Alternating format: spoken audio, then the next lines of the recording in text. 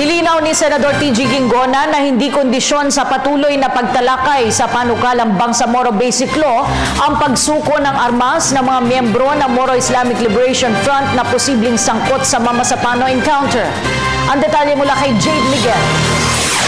Hindi kondisyon ng pagsusurrender ng armas at miyembro ng MILF na sangkot sa operasyon para ipagpatuloy ang usapin sa Bangsamoro Basic Law.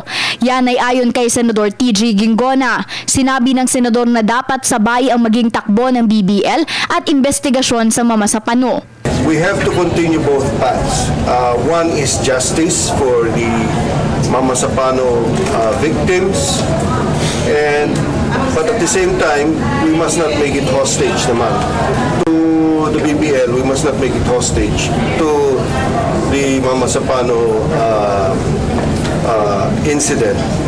However, we must say that it has to come hand in hand. It has to be a parallel effort. Sabay dapat. Ayon pa sa senador, sa Hunyo ang huling pagkakataon ng BBL para ito maipasa at para na rin maihabol ang plebisito bago mag-eleksyon sa 2016. Hindi naman. I think kasi because of time constraints, June will be the last chance for it to be able to pass.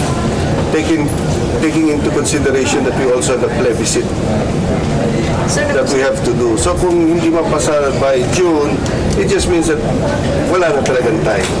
Itinanggi naman ng senador na minamadali ang pagpasa sa BBL para maihabol sa sona ng Pangulo sa darating na Hulyo. This will be discussed very lengthily and in-depth. And so the possibility of railroading is very, very, very remote.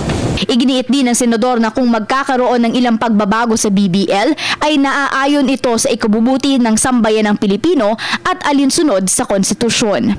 But however, Congress has plenary powers and we are free to do what is best for the interests of the country as a whole.